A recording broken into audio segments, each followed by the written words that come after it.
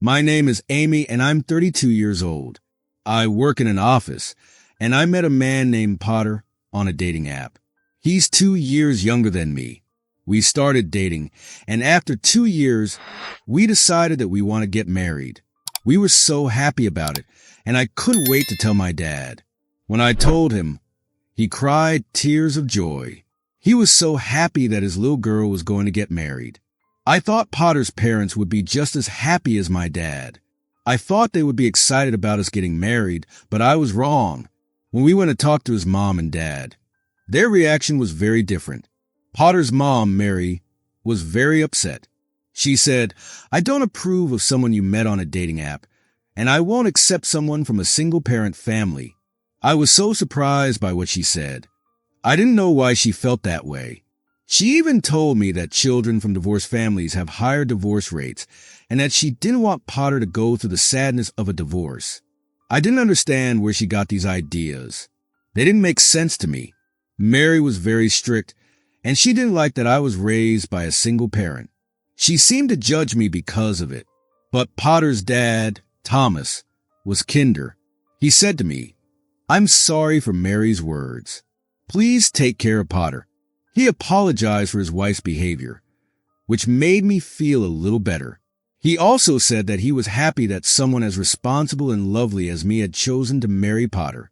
I was glad to hear that from him, but I still felt upset about how Mary had treated me. I felt like she didn't understand me or my dad. My dad had worked so hard to raise me after my mom passed away. I loved him so much for everything he did for me. I felt like Mary didn't care about my dad and only judged him by his age. After that meeting, I thought everything would get better. We managed to get their blessings for the wedding, and I thought things would settle down.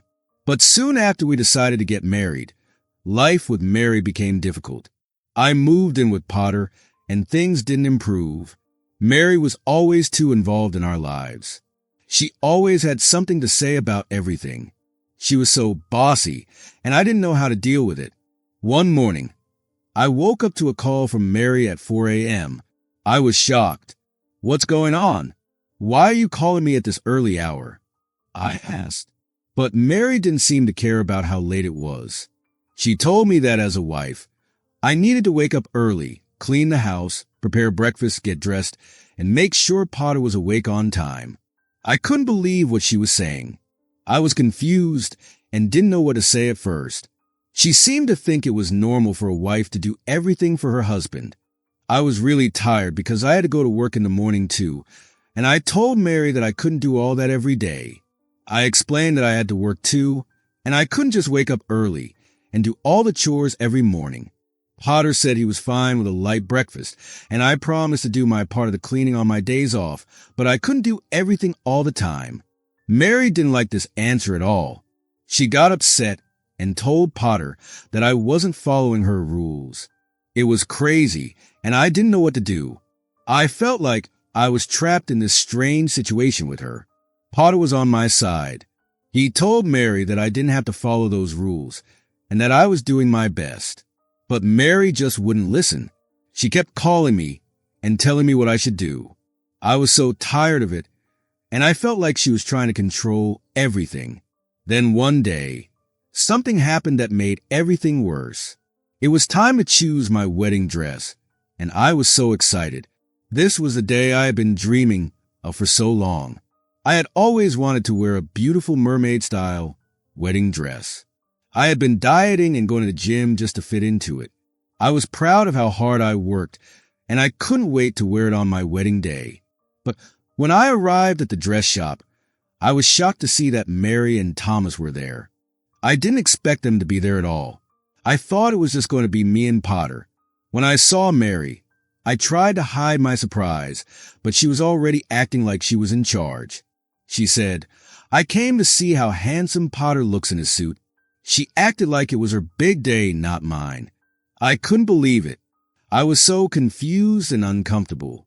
Mary started telling me what dresses would look good on Potter and commenting on all the dresses I tried on. It was so embarrassing. I had never seen a mom so involved in her son's outfit selection before. I tried to stay calm, but it wasn't easy. I picked my dream dress, the one I had always wanted. I felt beautiful in it, and I was happy with my choice. The wedding planner even told me how stunning I looked in it. I felt so proud of myself. But then, Mary said something that really hurt me. She looked at my dress and said, "Oh no, that's too revealing. It's too much. Are you trying to attract men's attention?" I was shocked by her words. I had worked so hard for this moment, and now she was making me feel awful about it. I couldn't believe she was calling my beautiful dress vulgar. I felt like all my hard work was being thrown away. It was supposed to be my special day, and she was ruining it for me. I didn't know what to do. I felt like she was trying to control everything, even my wedding. Finally, I couldn't take it anymore. I said, "Why does everything have to be according to your wishes? Do you want me to wear something like your huge shoulder pads?" That made Mary so angry. She started shouting at me, and I was crying. Potter and Thomas had to step in and stop the argument. They told Mary to apologize to me, and Thomas even said that my dress looked beautiful on me. I was happy that Potter was on my side, but then he said, "Maybe you should wear something more modest." Those words really hurt me. I had always told Potter that I wanted to wear this dress, and now he was questioning it. I didn't know what to do. I felt so sad and confused. I decided to go back to my dad's house for a while. I wasn't sure if I wanted to get married anymore. I told my dad about what happened, and he didn't ask many questions. He just said, "I see," and didn't pressure me. I felt bad because I knew he had been looking forward to the wedding. He had always supported me, and I didn't want to disappoint him. As I sat at my dad's house, I thought about everything that had happened. I remembered the good times Potter and I had shared. I thought about how happy we had been in the beginning, but now I wasn't sure what to do anymore. I wasn't sure if I wanted to get married or not. I felt so lost and confused. I met a boy named Potter when a friend introduced us through a dating app. For a while, I thought it was fate that we were meant to be together. Our families were excited because our wedding was going to be next month, and they had already sent out the invitations. My cousin, Eleanor, had helped a lot with the wedding plans, and everything seemed perfect. But something inside me just felt sad, like I wasn't sure if everything was going to turn out the way I thought it would. A few days before the wedding, after I finished work, Potter asked me to meet him at a cafe. When I arrived, I was surprised to see Thomas and Mary sitting with him. Thomas said that Mary wanted to apologize for something she had done earlier. Mary looked sad, and after thinking about it for a while, she said she still wanted to marry Potter. She wanted to make him happy. I listened quietly, but deep down, I felt unsure about everything. I told them that I wanted to stay at my parents' house until the wedding day. Potter agreed, and I went home. On the wedding day, I was getting ready in the dressing room, and Mary came in. She looked at my wedding dress and said, "What a lovely dress. It's much more elegant than the one we picked before." She was very happy with the dress she had chosen for me. At that point, I didn't really care. I had wanted to wear a different dress, a mermaid-style dress, but Mary didn't like it. She said it was too fancy and wouldn't be appropriate for a wedding. So I ended up wearing the dress she picked, even though it wasn't my style at all. As I looked at myself in the mirror, I realized that I didn't care much about the wedding anymore. I felt like everything was being planned for everyone else, not for me. I wanted to be happy, but I wasn't sure if I would be. The wedding ceremony went on without any problems, but near the end, something unexpected happened. Mary stood up in front of everyone and grabbed a microphone. "Thank you all for being here for Potter's sake," she said loudly. I looked around, confused, wondering why she was talking like this. Potter was sitting next to me, and he looked just as confused as I did. I couldn't understand why Mary was speaking in front of everyone. Then she continued, "Amy is going to be raised by me now. I will teach her the wife's rules." I couldn't believe my ears. What did she mean by that? She went on and started telling everyone what she thought a wife should do. She said that a wife should wake up earlier than her husband every day to clean the house, make breakfast, and always look nice. She said that at night, the wife should clean again and go to bed after her husband. I couldn't believe what she was saying. Was she serious? I thought she was joking, but she looked so proud of herself as she spoke.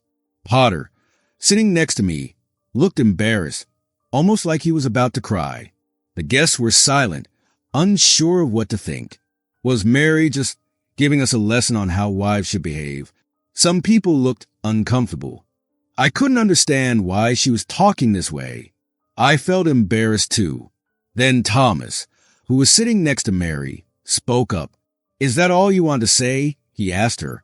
Mary was surprised that Thomas was talking back to her. She usually told him what to do. Thomas didn't care, though. He said, "You used to be good at doing chores when Potter was at home. But what about now? You don't do anything anymore, and I'm the one doing all the work at home." That made everyone in the room laugh. I couldn't believe it. Mary had been acting like she was perfect, but now it was clear she wasn't. My dad stood up from his seat and said loudly, "Amy isn't going to live like that. She can't live in a house where she's treated like a servant." His words made me so happy. I felt like someone was finally standing up for me. People in the room started clapping, and I felt proud of my dad. Then I stood up too. I grabbed the microphone and told everyone, "I'm calling off the wedding." Everyone in the room gasped. Potter looked shocked, and Mary seemed surprised too. I explained, "You see, I'm not happy." Mary made me wear a dress I didn't like. She said my dress was ugly and not good enough for a wedding. She wants me to follow rules that don't make sense, and I can't do that. I'm calling off the wedding.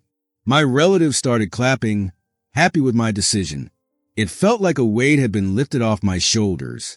Potter tried to speak, but he was too shocked. He said, "You can't do this. I don't agree with you." But I didn't care anymore. Then I told everyone, "Potter's been cheating on me." I found out he was still using a dating app after we were engaged, looking for other women. He even brought women to our house while I was away. I showed everyone a photo that my friend Nettie had sent me, which showed Potter on the dating app. The guests were shocked, and there was a lot of murmuring in the room. Potter didn't have anything to say. Then, someone from Potter's side of the family stood up and said, "We are sorry for what Mary and Potter have done. We don't agree with them." I was surprised. The person promised to take responsibility for their actions. Afterward, Potter had to pay for the wedding, even though he didn't want to. It was his fault the wedding ended, and now he had to pay for it. Later, we learned that one of the women Potter had been seeing was married, and this caused a big problem for him at work. He lost his job because of it. Now he couldn't find work and had to rely on his mom's pension to survive. It seemed like he was getting what he deserved. Years later, a friend introduced me to a nice man named Tom. We fell in love and got married.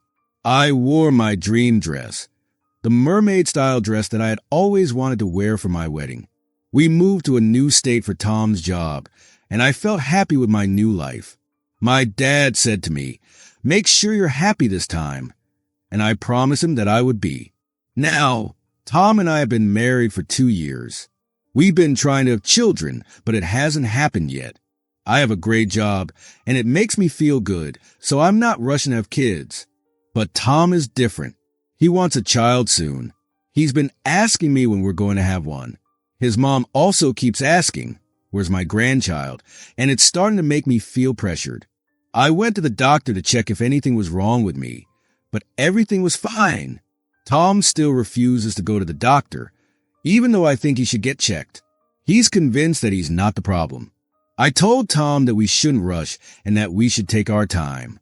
Tom didn't understand that we could only try to have a baby once a month. Every time we would talk, he kept asking if we could try having a baby yet. It was exhausting. I tried to explain to him that it wasn't something we could just rush, but he didn't get it. It felt like he didn't understand the pressure I was under. My mom had also been telling me the same thing today.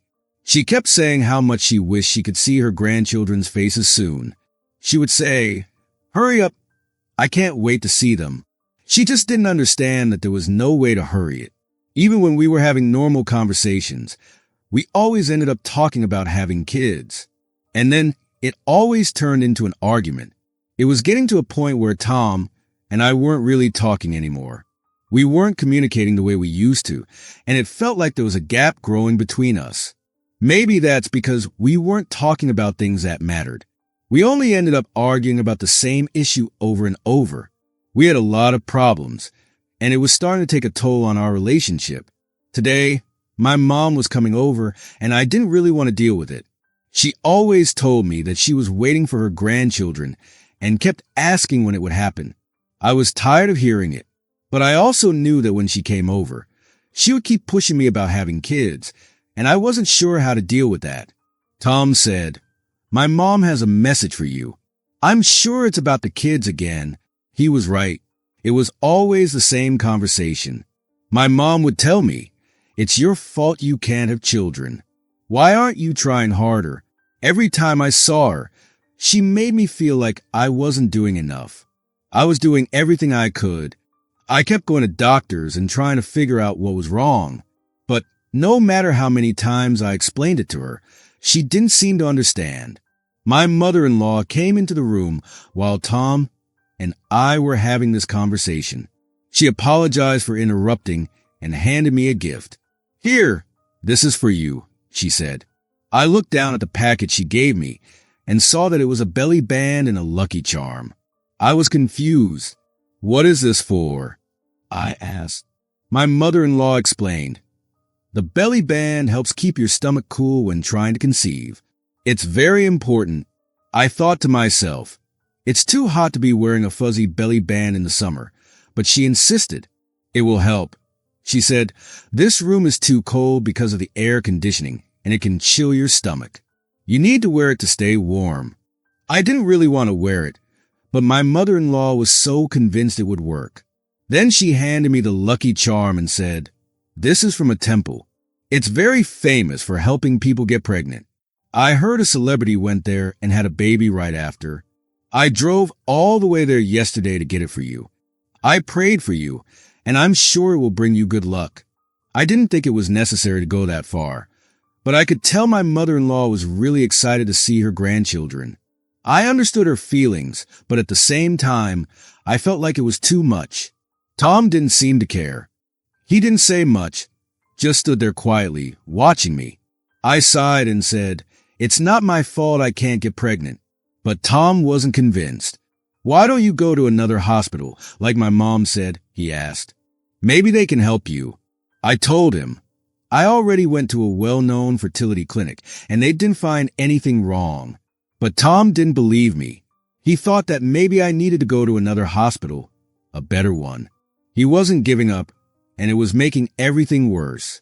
Then one day, Tom told me something that shocked me. He said, "This is my second marriage."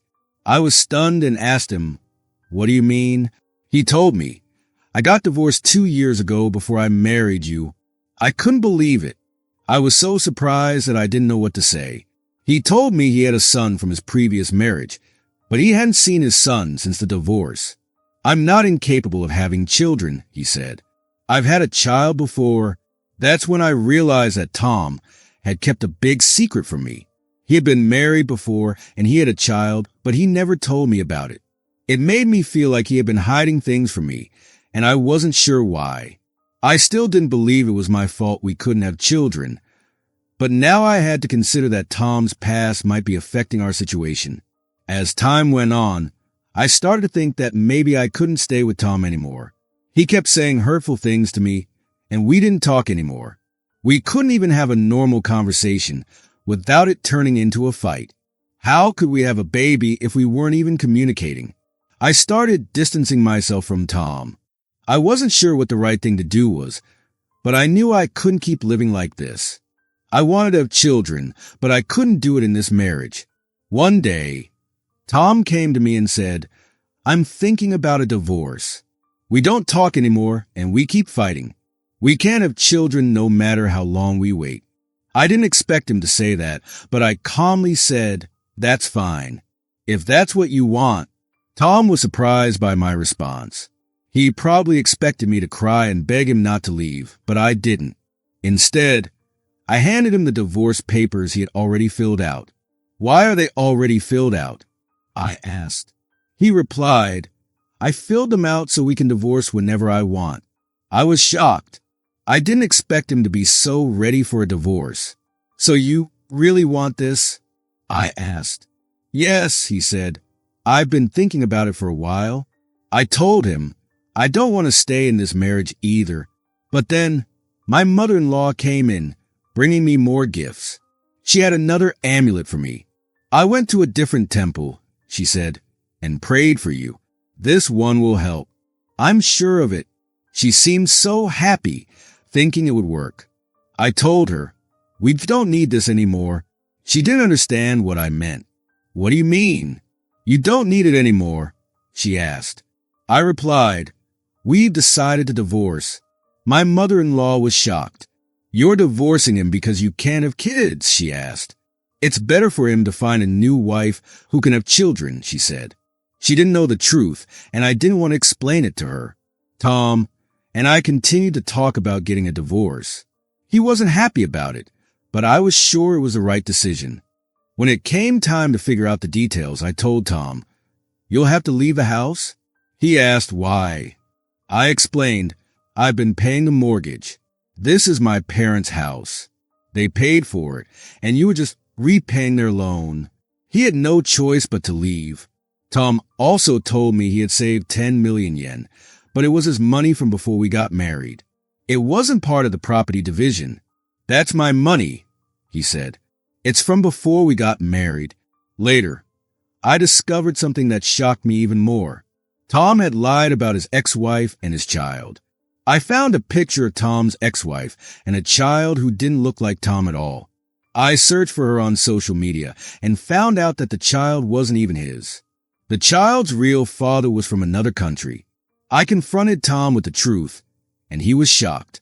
"You don't have any biological children," I told him. He couldn't believe it. I was angry that Tom had lied to me for so long, and I was hurt by everything he had said about me being the problem. It wasn't me. It was him. He wasn't the one who couldn't have kids. I learned the truth and realized I didn't need to feel guilty anymore. I think the reason we can't have children might be because of me. I went to another hospital and they said I'm fine.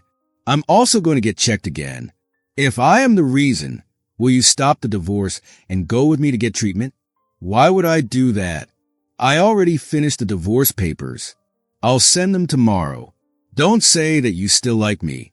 You don't like being with me, right? You're so popular. You'll find someone else soon, like your mom said. Let's talk about it later. I'm going to send the divorce papers tomorrow, and I want you to pack and leave this week.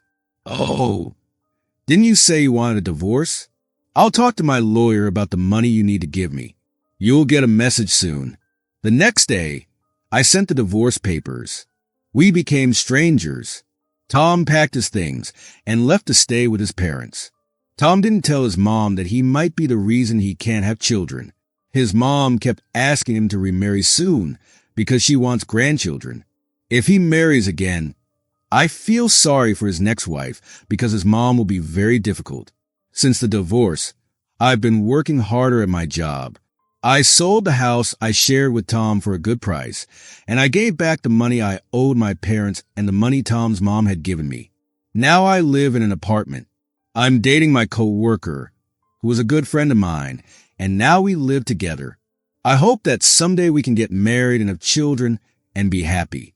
One day, my husband, Ronald, said the house was filthy. He said I wasn't doing housework because I was sick. He said I should clean the house when I come home from the hospital, even though I'm sick with cancer. He seemed like a monster or something. I think he doesn't understand that he's about to hear something that will change everything. The doctor will tell him, "Your wife just passed away," but that's not the end. It's just the beginning of how bad things will get for him. I'm Bella, a 32-year-old office worker. I've been married to Ronald for 2 years. We met through a friend. I wish I could say we had a happy life, but we don't. My job is going well, and I'm happy with that, but things at home aren't good. When I come home tired from work, Ronald is already home. He always asks if dinner is ready. He shows me a picture of a fancy meal saying, "This is how dinner should look." He says this a lot. A year ago, after his high school reunion, he started changing. He saw his friend's fancy apartment and wanted our home to look like that. But we can't afford it. Ronald wanted to move to a new apartment that costs 3 times more than where we live now. I couldn't believe it. I asked, "How are we going to pay for that?" He said, "You're good at saving money. We'll figure it out." I was so upset. I told him, "This is too much. You can't just ask for expensive things. Have you ever thought about living within our budget? If we don't have enough money, we can't spend it." Ronald just laughed it off and said, "You're no fun. Can't you take a joke?" But he was serious, and our fight started to get worse. I also started having stomach pain, and I noticed something wrong with my body. I was bleeding a lot and couldn't stop. I went to the doctor, and they said I had uterine cancer. I was scared, but the doctor asked, "Do you want to have children in the future?" The doctor said I might need to remove my uterus to get better. I was so sad. I couldn't have children anymore. I wondered what Ronald would think. He loves kids. Would he leave me? When I got home, I told Ronald about the diagnosis. We had a long talk, and he was shocked, but we decided to go ahead with the treatment. I took time off work to rest and start my treatments. We chose to have surgery to remove my uterus and then chemotherapy. The surgery took 8 hours, and after that, I was really weak. The doctor said my cancer was at a very low stage, so I had a good chance of getting better. During my hospital stay, my friends and family came to visit. My father-in-law and mother-in-law came too. My mother-in-law said, "It's hard, but from now on, you need to manage the house and money." My father-in-law told her to stop talking about it, but I didn't understand why. Ronald visited me too. He seemed happy and kept saying, "You're going to be surprised when you come home."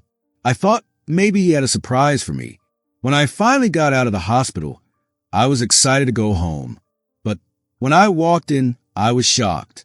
The house had been completely changed. It looked nothing like before. Everything was dark and fancy, with black furniture and new things. Ronald smiled and said, "Cool, right? I did all this." I was surprised and upset. I asked, "Where's my dresser?" Ronald looked embarrassed and said, "Oh, I threw it away." I was so mad. I shouted, "You threw it away?" That dresser was very important to me, but I felt pain from my surgery as I yelled. Ronald stopped for a moment before yelling, "Well, what's thrown away is thrown away, deal with it." So annoying. Then he stormed out of the room. I felt so sad and sat on the floor, crying. The dresser he had thrown away was a special gift from my mom. When I first moved out for my job, my parents had divorced when I was in elementary school, and I had lived with my mom after that. Sadly, my mom passed away in a car accident after I got married. That dresser meant a lot to me because it reminded me of her. I had told Ronald many times how important it was to me, but he either didn't understand or just forgot. After my hospital visits, my life felt so hard. I was really looking forward to coming home, but Ronald was always in a bad mood. He barely spoke to me, and when he did, he said, "You're home all day. At least do some cleaning. Look at all this dust. It's embarrassing for a woman." I told him, "I can't.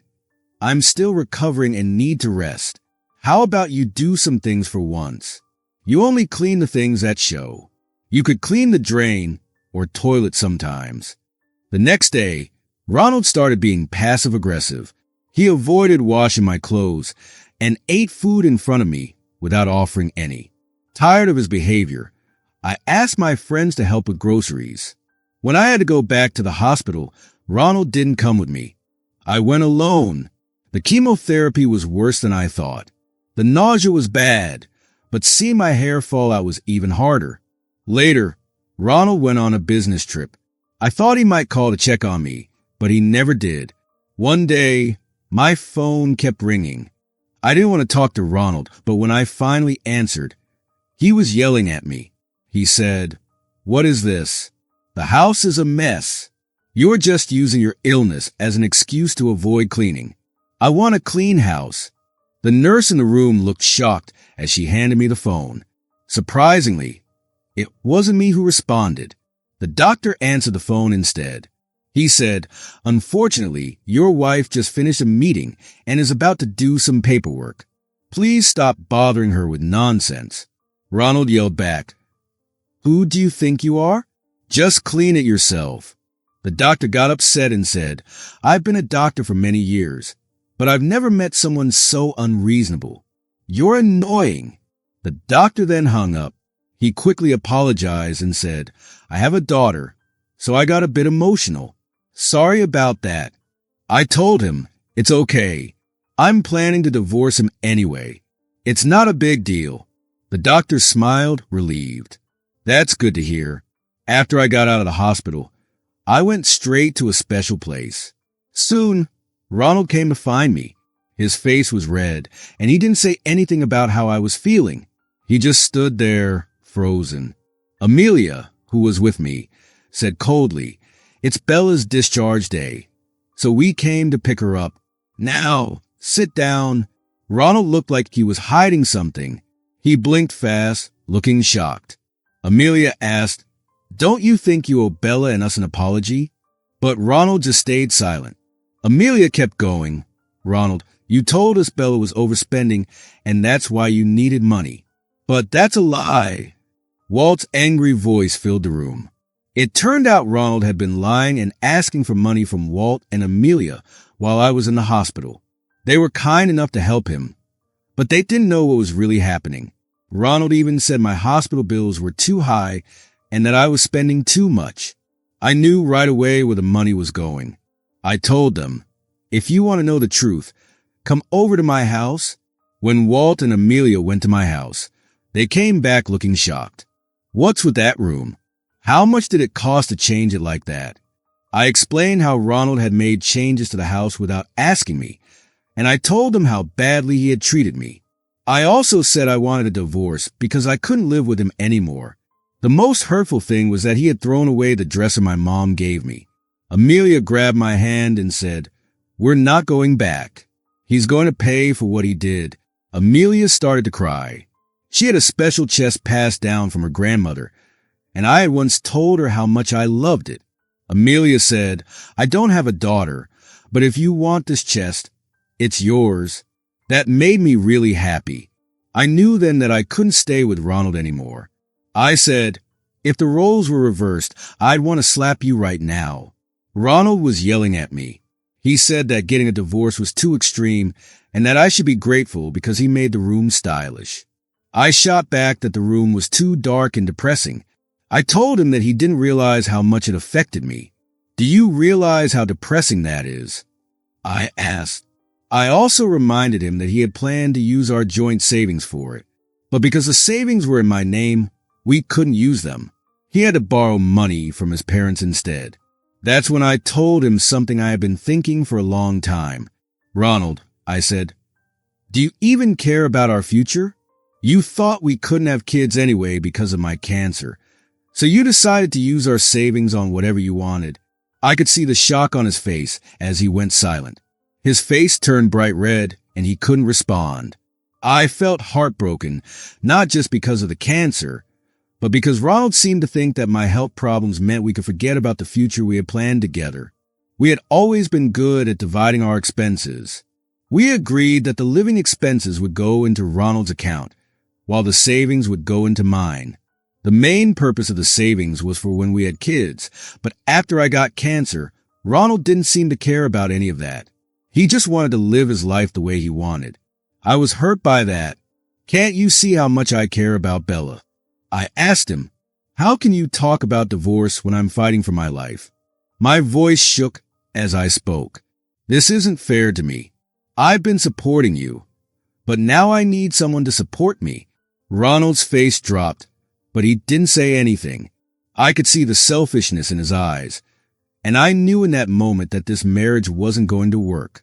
It was then that Amelia, who had been sitting next to me, spoke up. Someone who really cares wouldn't say such awful things. She was right. Ronald had been cruel. Walt, who was also there, nodded in agreement. Yeah, we were both there when you made that horrible call to the hospital, Walt added, his face flushed with anger. It felt good to have my friend standing by me, and for the first time in a long time, I felt like I wasn't alone in this. After all the treatments, I was still worried about relapsing.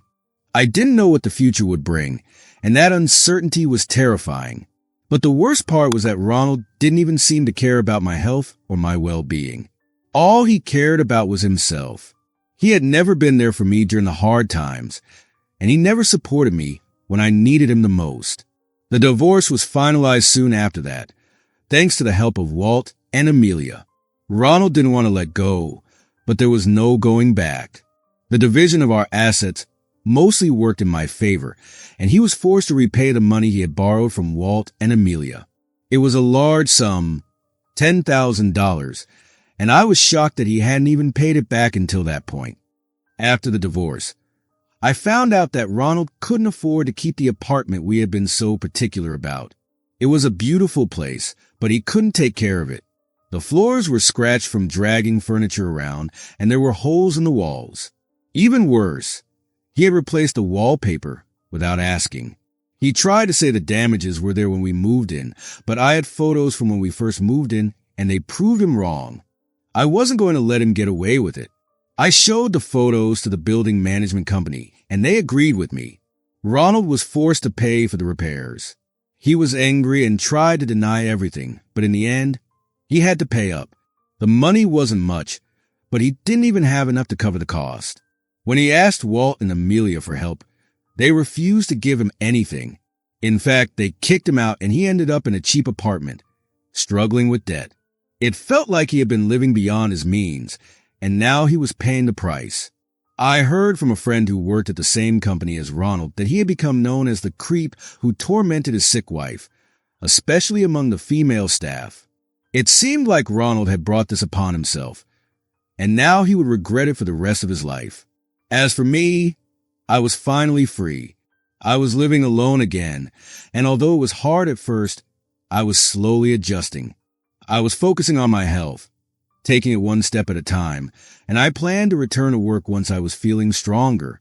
My boss was understanding and told me to take it at my own pace, which made me feel so grateful. I still kept in touch with Walt and Amelia from time to time. They were my biggest supporters, and I couldn't have made it through without them. One day, Amelia called me, excited about something. "Hey, your mom's dresser came back to you," she said.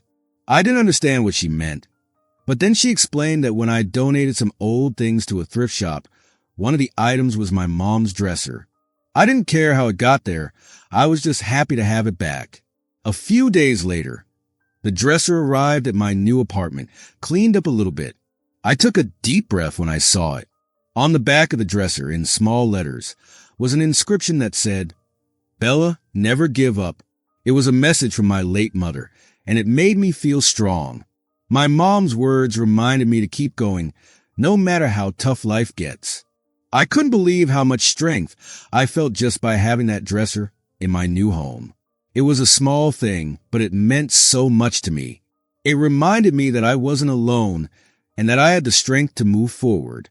Life had its ups and downs, but remember my mom's words kept me going. Now, I was ready to start a new chapter in my life, full of strength and joy. But that wasn't the only thing that was about to change. I had a memory from when I was about to get married to someone else. His name was Raymond, and I had met him through my work as a pastry chef. He worked as a delivery guy who brought supplies to my shop. At first, I didn't think much of him, but one day, he nervously slipped me his contact information. He had a shy smile on his face, and I couldn't help but be a little charmed. We started talking more, and soon we were going out together. One day, Raymond nervously asked me to marry him, and I said yes. But as we started planning the wedding, I began to feel uneasy about his family, especially his mother. Raymond's mom was raised by a single parent, and I didn't know what to expect when I met her. When we visited her before the wedding, She was rude to me. She made me feel uncomfortable and said that I should quit my job as a pastry chef when we had kids. She even told me that I would have to dedicate myself completely to Raymond and that I should become a full-time housewife. I didn't want to quit my job. I loved being a pastry chef, and I wasn't going to give it up. We argued, and Raymond tried to defend me, but his mom wasn't hearing it. It was a tense moment, and I started to worry if I could ever get along with her. On our wedding day, Raymond's mom didn't attend the ceremony. Raymond apologized to my dad, saying that his mom was too busy to come. I wasn't bothered by her absence because I didn't want to be around her anyway. Raymond seemed sad, but I told him it was fine. I was just happy to be marrying him. But when I arrived at the chapel, things took a strange turn. As I walked down the aisle with my dad, I saw Raymond standing at the altar, smiling. But beside him was his mother, arms linked with him, smiling too. I was confused. My dad whispered, "Who's that?" And I frantically replied, "That's Raymond's mom." At that moment, Raymond's mom stood up and said, "Before you make your vows, Emily, you must vow to obey your husband without question. If you don't, you must divorce him." I couldn't believe what I was hearing. This was not what I had expected from my wedding day. Raymond stood there smiling, not saying a word to defend me. I realized then that Raymond had never intended to defend me. He had meant that if I could keep my vow to his mother during the wedding, everything would be fine. But I couldn't do it. I knew that marrying into a family like this wasn't right for me. This wasn't the life I wanted, and I couldn't be with someone who would let his mother control everything. I couldn't marry someone who didn't stand up for me. That was when I knew for sure that I couldn't marry Raymond. I turned away, and the wedding that should have been the happiest day of my life ended in a moment of realization. I couldn't let myself be controlled, and I wasn't going to marry into a family like that. Inside, I thought to myself, no, I can't be related to someone like Raymond. I can't be part of a family like this. I certainly can't obey Raymond without thinking for myself. My dad, who was standing beside me, quietly asked, "Should we go?" I nodded and said, "Yes." As I began to walk away down the aisle, my soon-to-be mother-in-law suddenly yelled from behind, "Where are you going?" I turned around and made myself clear. I can't go through with this. I can't marry into a family that acts so ridiculously. My mother-in-law's face turned red with anger, and Raymond just stood there, staring at me in shock. My dad and I walked back to the waiting room, and everything around us seemed to freeze. The workers who were helping with the wedding were running around, trying to figure out what to do. I felt really bad for them and kept apologizing as I quickly changed out of my wedding dress and into some normal clothes. I could hear Raymond and his mother talking in another room with the staff. I decided to go to the reception area to apologize to the guests who had come for the wedding. I told them that I would be returning their gifts before I left the venue. It was all such a sad situation, and I felt terrible. I kept saying sorry to my dad for what had happened, but my dad comforted me and said, "It's better to know what kind of man Raymond is before you marry him." Hearing those words made me cry like a child. The next day, I finally had a chance to check my phone. I had a lot of encouraging messages from friends who had attended the wedding, which made me feel a little better. But there were also multiple calls from Raymond, all of them very desperate. I called him back, but his mother answered the phone. She sounded furious and yelled, "You're so late calling back. Why are you answering the phone now?" I wanted to talk to Raymond, but his mother kept yelling. She said, "Raymond is really upset because you ruined our wedding. We were preparing a surprise, and now you'll have to pay for all of it." I found out that Raymond had been fired from his job at a small delivery company. The company owner had been so mad about Raymond's behavior at the wedding that he fired him. People were saying bad things about Raymond, and he started to feel really sad and down. His mom blamed me for everything that went wrong. She said that I ruined the wedding, and I couldn't believe it. I wasn't angry at first, just shocked. It was the first time I had ever felt such deep, cold anger. I waited for her to catch her breath and then started talking. I said, "I'll be the one asking for money. You ruined my wedding, and now you have to pay for everything, including the venue. And needless to say, I won't be marrying Raymond anymore. Please make sure you tell him that." She gasped and shouted, "You can't be serious. Raymond is so upset right now." I replied, "The only unbelievable one here is you. Don't you realize that your divorce happened because of your selfishness? You cheated on your husband and tried to marry the person you cheated with. Now you only want Raymond because he's your son." I had heard from Raymond's father that his mom was selfish. His dad had told me once, when he was drunk, that Raymond's mom couldn't be trusted. But Raymond never listened to his father's warning. His mother still didn't understand, and she said, "You think just saying sorry will fix everything? Forget about the wedding, but you'll still be paying for the venue and all the cancellation fees." By this point, I was so angry at Raymond for not thinking about my feelings. I was furious at him for not having an opinion of his own and letting his mom make all the decisions. I told him, "I don't want to hear your voice anymore. I'll talk to a lawyer, and you better not show your face to me again." I hung up on him, even though he was still apologizing. I quickly contacted a lawyer who was a friend of my dad's. When the lawyer found out what had happened, he was furious and said, "Let's go all out. We're going to get what you deserve." That made me feel a little better, knowing that I had someone who would help me. The lawyer made sure that Raymond agreed to pay for the wedding damages and the venue costs. He also filed a claim against Raymond's mother for her part in everything that had gone wrong. Raymond and his mother couldn't find any lawyer to help them, and eventually, they had to accept all of our demands. In the end, I got the money I needed to cover the wedding costs, and I moved out of my house with my dad. The lawyer told me that it would be better to keep my distance from Raymond and his mother, so I blocked their numbers and cut off all contact. Years later, I bumped into Raymond's father at a shopping mall. As soon as he saw me, he came over to apologize for his son's behavior. He told me that Raymond and his mother had been arguing nonstop ever since the wedding. They had fought so badly that they both ended up needing stitches. Raymond had blamed his mom for ruining everything, and his mom had blamed him for getting involved with someone like me. The fight had gotten so bad that they didn't have enough money to pay for everything, so they had to ask Raymond's dad for help. But he refused to give them any money. Raymond and his mom didn't speak to each other after that, and they lived in anger. Raymond's dad, looking a bit embarrassed, said, "I really hope you find happiness." I touched my belly and smiled. "I have," I said. The guy who had been there at the wedding as a friend of mine had been very supportive. We had known each other since college, and he confessed that he liked me all along. We got married, and even though we didn't have a big wedding, we took wedding photos.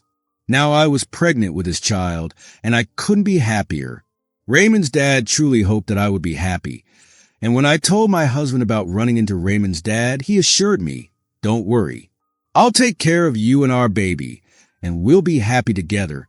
Even though my wedding experience was terrible, I found a new life full of happiness, and I promised myself that I would always protect that happiness. One day, I got a phone call from my brother while I was at work.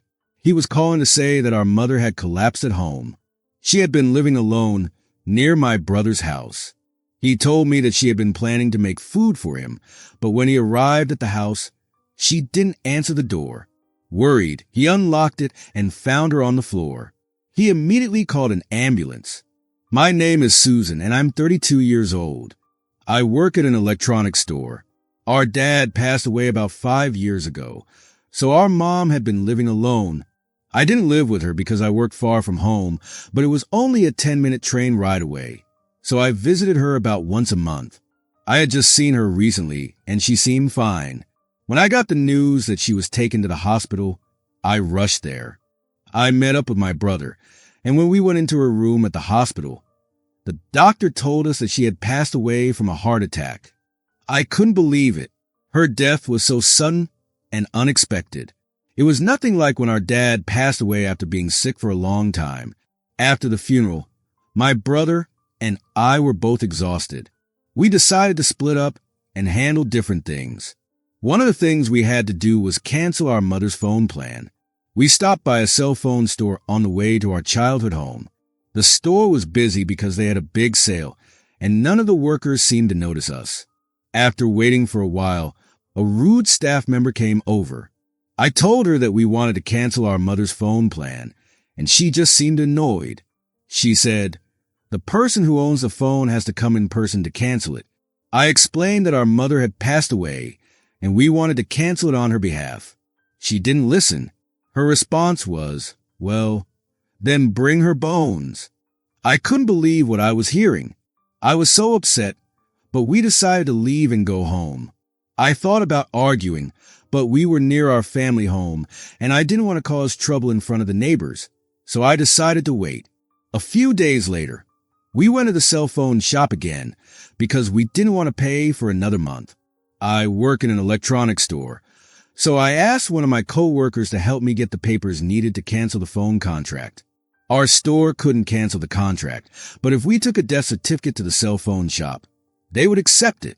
I sometimes see customers complain about not being able to cancel at our store, and I finally understood how they felt. We were still cleaning up our family home, so I met my brother there, and we went straight to the cell phone shop. We thought about going to another shop, but it wasn't our fault, so why should we have to go far away? We went into the shop, hoping that the lady from before wouldn't be there. But she was, and when she saw us, she looked surprised. I told her that our mother had passed away, and we needed to cancel her cell phone. She looked shocked when she saw me, so I said, "I brought the papers. Please, go ahead." She seemed annoyed and put her hand on the earpiece she was wearing, which was like a small radio. She led us to a table, but she didn't seem happy about it. I wanted someone else to help us, but we just wanted to finish it quickly and leave. Then, she gave us a mocking smile and said, "I told you last time, we can't cancel without the person themselves. Where's your mother? Is she invisible?" I was getting angry, but before I could speak, my brother held me back. He calmly said, "We brought the person herself," and placed a bag on the table. The lady looked at the bag with a confused expression. My brother opened the bag and said, "These are her bones." The lady's face went white, and she fell off her chair with a loud crash. A male staff member rushed over, and she didn't say anything. I said, "Could you stop looking like you've seen a ghost? This is normal. You told me to bring the remains." The male staff member bowed and apologized. I told the manager what had happened, and he looked confused but called the lady over. While the manager was talking to her, I placed my mother's phone on the table and said, "I want to cancel this." The lady quickly said, "Please, put the remains away." My brother replied calmly, "It's fine. I'm not doing anything wrong. Plus, you told me to bring the remains. My mother is watching over us." I couldn't help but laugh at his words. The lady glared at me and said, "Show me your driver's license." I gave her both my mother's and my driver's licenses, along with the death certificate and my mother's credit card. She took them without saying anything and walked away. I called out, "Wait, don't just take them. Why do you need them?" She muttered something about confirming customer information. I told her, "Aren't you supposed to do that in front of us? That's what everyone else does, right? Isn't that a violation of the rules?" She looked scared when I said that and quickly returned the papers and brought a computer screen where I could see the contract. My brother noticed that the lady was distracted by other customers, so he put away the remains and gave her a cold look. She seemed uncomfortable with us. Then, she told me there would be a fee for canceling the contract next month, but I knew that the fee would be waived if the person who signed the contract passed away. I told her this, and she quickly checked. I showed her the information from the cell phone company's website, and she said, "Okay, it won't be charged." That attitude really irritated me, and I said, "Excuse me, what's with that attitude? I don't deserve to be treated like that because you didn't know the rules." She glared at me, but I kept calm and said, "You've been looking at other customers since we came in. That's rude. I'm not a complainer, but you're making this harder than it needs to be. All you need to do is cancel the contract properly." Then the lady said, You're a complainer, right? It's not normal to bring ashes. What are you going to do with them? She laughed while saying this. My brother got angry and stood up, but before anything happened, a man walked in and started yelling at the lady. He looked upset and asked, "How much longer will you take with these customers?" The lady didn't answer, and I told the man, "We just want to cancel the contract, but it's not going well."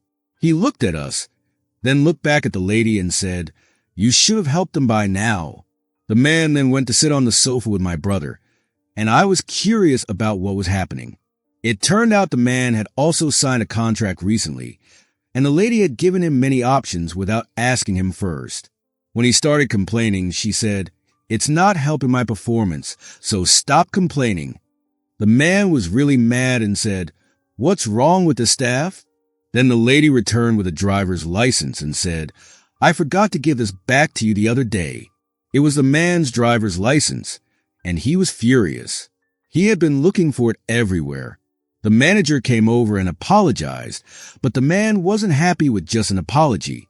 After a while, the manager returned to apologize again and said they would investigate what happened. The man left after hearing that. We finally asked the manager to cancel the contract, and it was done quickly. We were so relieved. Later, we got a customer service survey from the cell phone company, so we gave them the lowest rating and wrote about everything that happened. I thought it was a little revenge, but then I talked to the person in charge of mobile phones at my work, and they said it was rare to get such a low rating, and the lady would probably be reprimanded. That made me feel a little better. About 2 weeks later, while I was working, the man from the store came up to me. He recognized me and told me that the manager had contacted him after that day. The lady had been fired, and he was offered a refund and some free months of service as compensation for the trouble.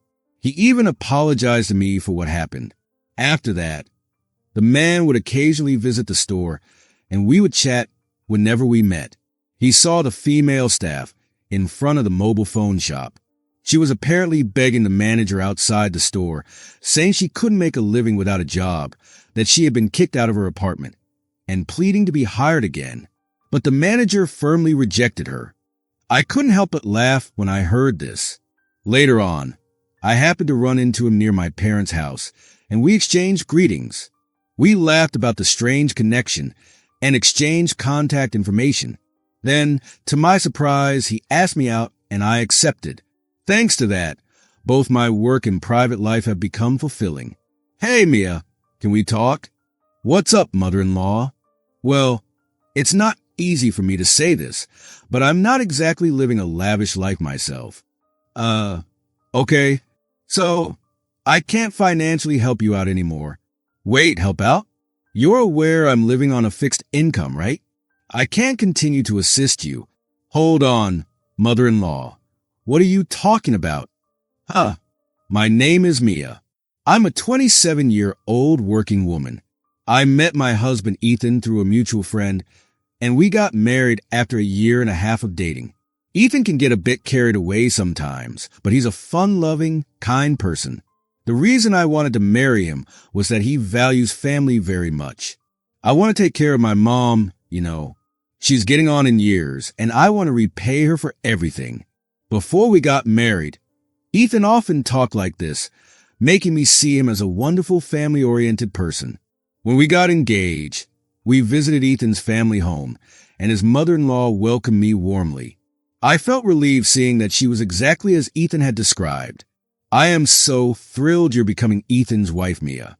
He's lucky to have such a wonderful woman. My mother-in-law has always been kind to me, even after we got married. If you're busy with work and can't manage the household, feel free to ask for help. Thank you, mother-in-law. In-laws are a common issue for many, but between us, there's no tension or harassment. In fact, we have a very good relationship, like a real mother and daughter. However, after some time being married, something began to bother me. Not about my mother-in-law, but about Ethan. Man, I am beat.